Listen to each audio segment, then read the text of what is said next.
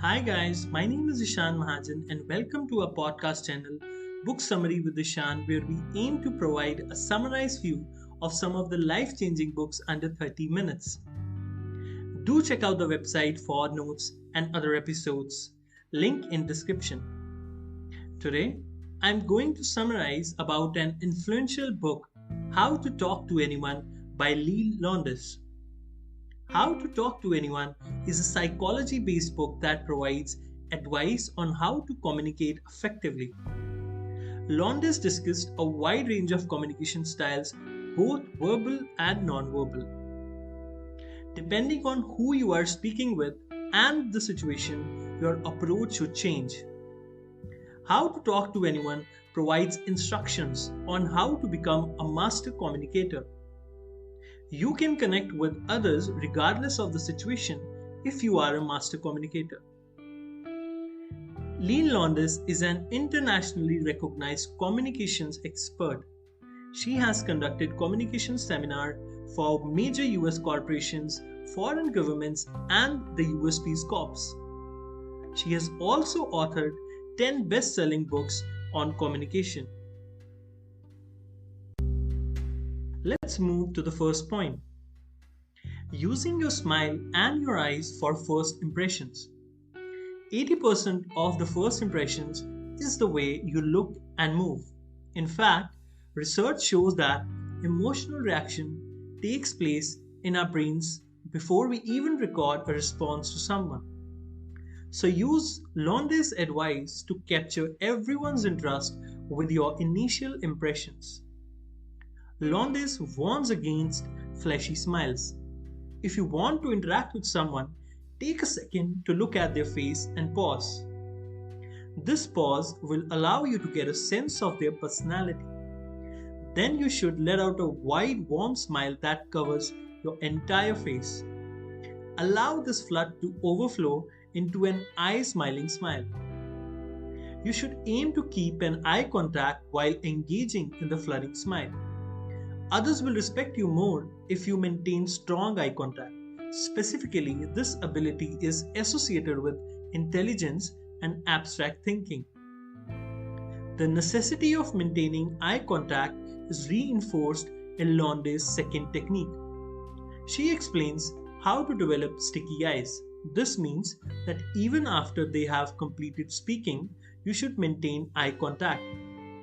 When you have made the decision to break eye contact, do so slowly and unwillingly. Lowndes feels that by taking this attitude, others will be more likely to understand their conversation and respect them as individuals.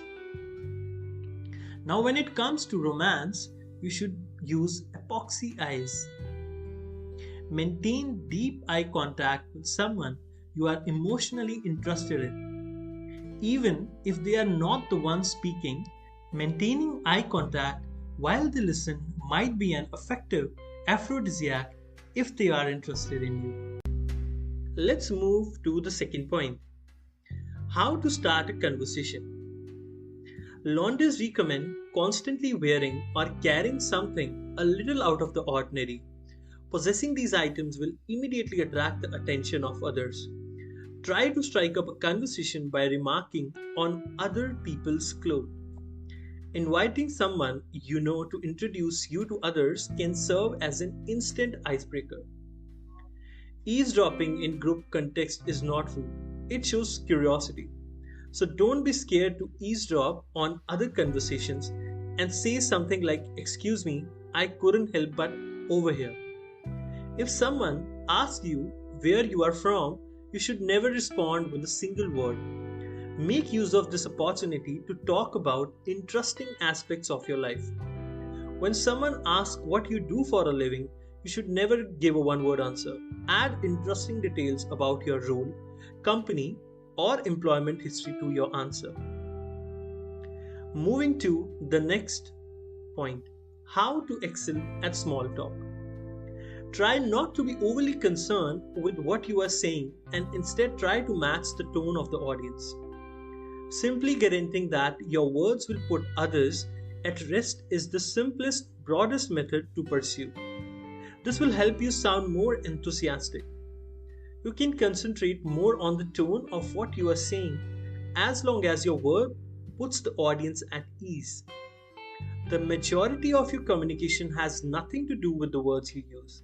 When introducing people, you should always provide a stimulating topic from which the conversation can flow. Start a discussion with an unbited hook will only result in awkwardness. By listening to every word stated, a word detective can figure out what the conversation partner like to talk about. If you can maintain the spotlight shining on them, you will become more enticing to others' eyes. Moving to the fourth topic, conversations on jobs. Lowndes feels that the question, "What do you do?" should never be asked. Instead, you should inquire as to how others spend the majority of the time. If you are asked what you do, try to avoid repeating anecdotes about personal life in different encounters. Create a bank of factual stories that you can tell off the top of your head. Moving to the fifth topic, how to make others feel special. A common blunder is to agree with another person right away. You should wait and listen instead of saying "me too." As a result, if you want to agree, the other person will be more swayed. Start statements with the word "you" wherever possible. Starting a conversation with this word will quickly attract the attention of your listeners. If you are meeting a gathering of individuals, instead of smiling at everyone, give each person a separate smile.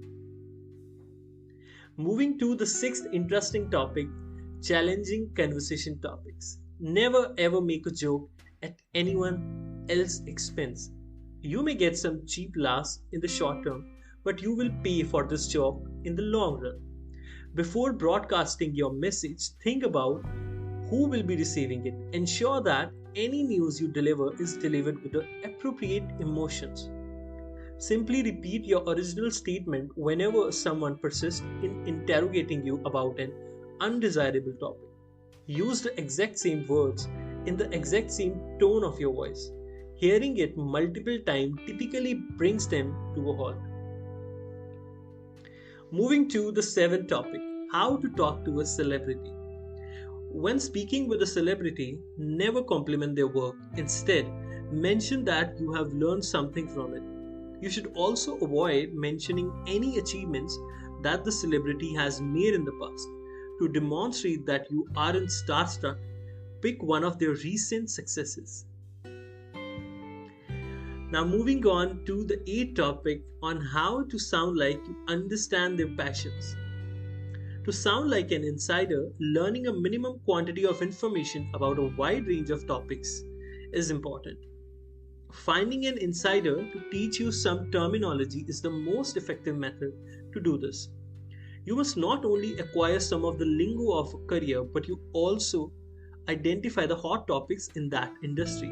Every industry has pressing challenges that only experts would be aware of. You'll become infinitely more fascinating if you learn about these current topics. For insider information, read magazines about the business you'll be working in. Moving to the ninth topic, how to turn individuals into a collective.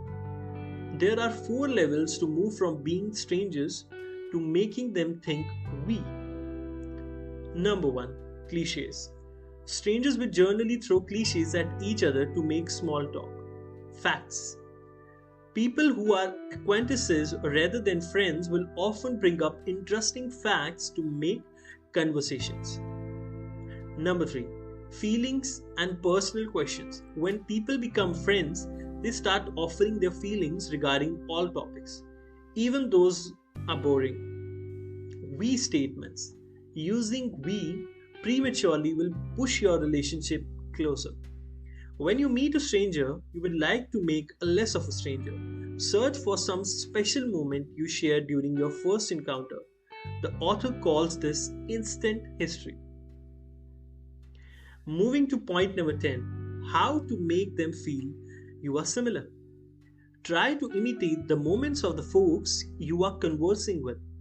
This will make them feel more at ease and open to your message. Make sure your personality is in sync with your product. Echoing is a simple yet effective language method for making you feel at ease. Subliminal rapport is formed by hearing their words come out of your mouth.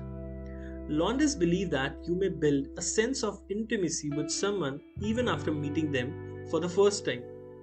Skipping discussion levels 1 and 2 and moving right to the more intimate chats is the most effective approach to do this. If you want to make a stranger feel less strange, attempt to remember a memorable moment from your first meeting. Moving to point number 11, how to bring good vibes. Everyone loves good vibes. Praise folks even if they aren't in a conversation with you. If people discover you have been admiring them behind their backs, it means a lot more than flattery in public. Become a messenger of good news. So if someone appreciates someone else, you should endeavor to be the one to inform the person who has been commended.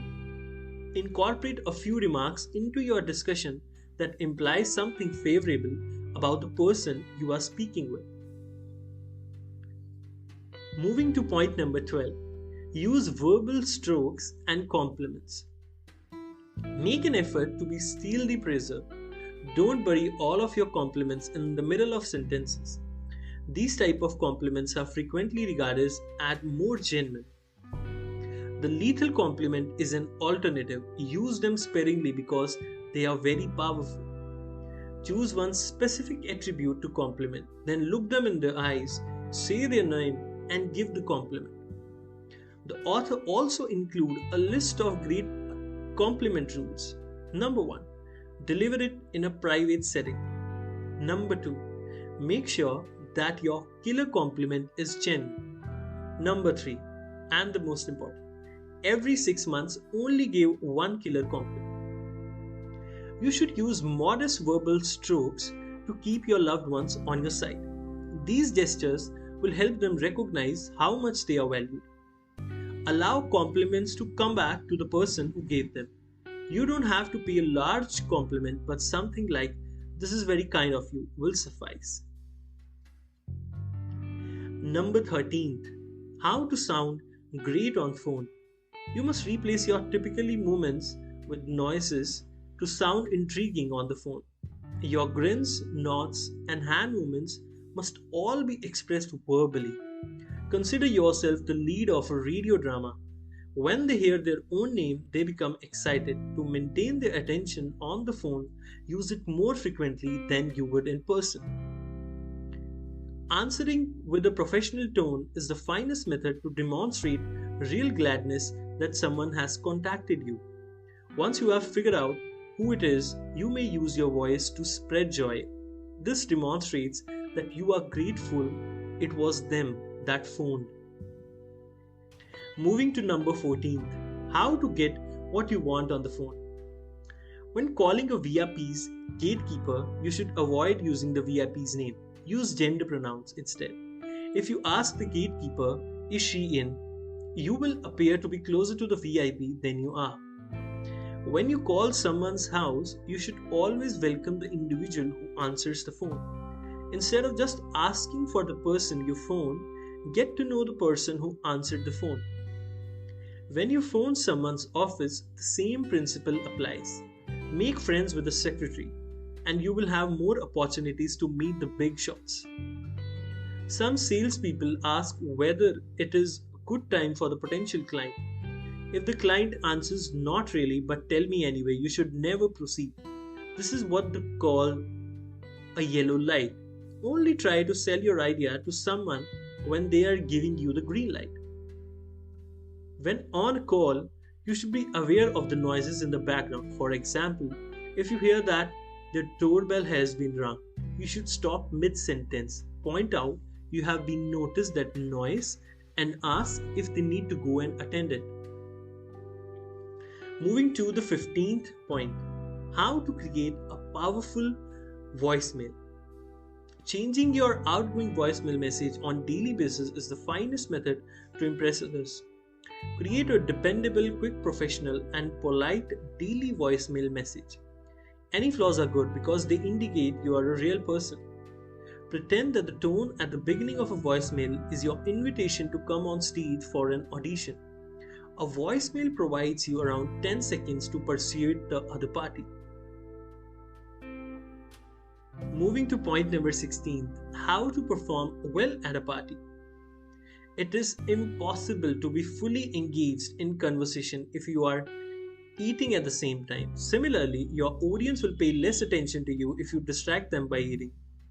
Survey the situation at gatherings so you can better understand how to create positive conversations. Make every social interaction a rehearsal for the moment that you meet people who could potentially change your life. Number 17. Favors and bloopers. Allow a friend to bask in the glory of being a decent person if they agree to do a favor. Wait a reasonable period of time after doing someone a favor before asking for payment. When someone's story is interrupted, redirect the audience attention back to the subject. Effective communicators recognize that it is preferable to ignore all of their friends' screw-ups. You should avoid your own bloopers in the form of confrontation at parties. Even if you are standing next to your biggest enemy, save your argument for another environment. I hope you all like the book summary on how to talk to anyone. Thank you so much for listening to this podcast. Stay tuned and we'll be right back with another episode.